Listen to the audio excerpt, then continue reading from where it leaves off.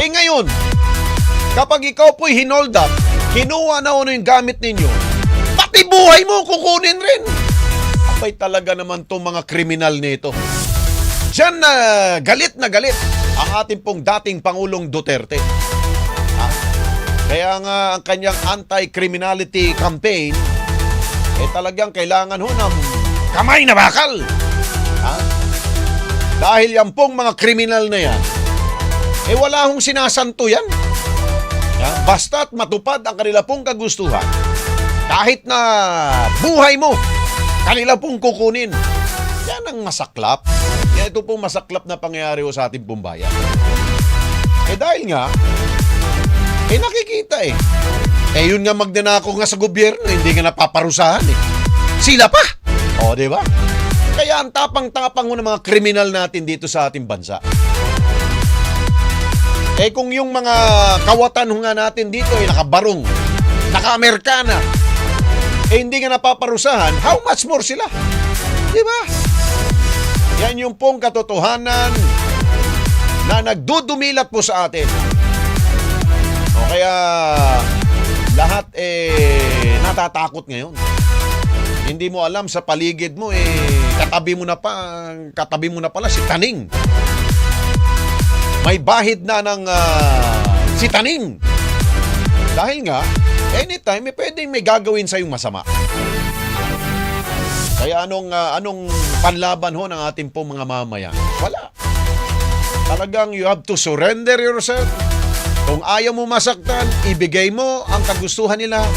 Pero nangyari, binigay mo na, sasaktan ka pa.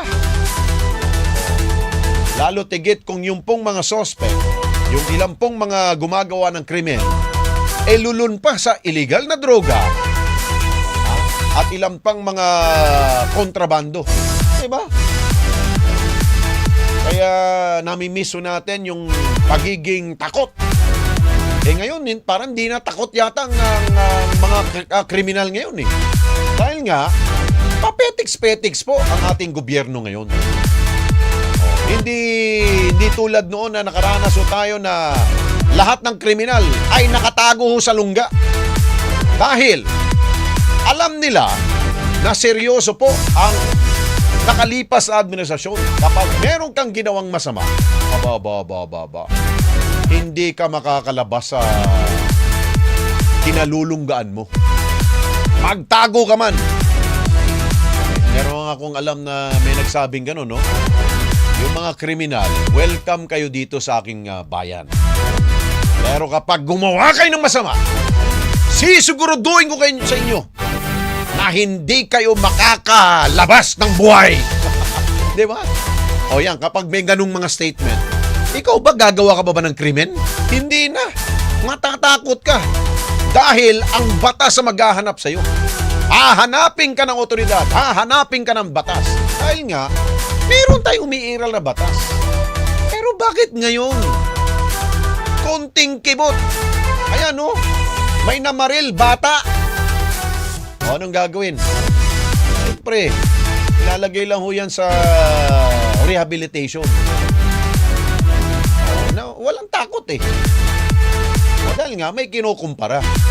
Kayo nga dyan kayo nga dyan sa gobyerno May mga magnanakaw na nga kayo dyan hindi pa nga kayo napaparusahan. Kami pa kaya?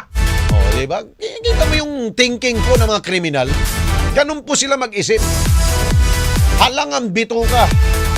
Wala na silang takot sa ating pong batas. Kaya ganun po ang ating pong nangyayari sa ating Pilipinas.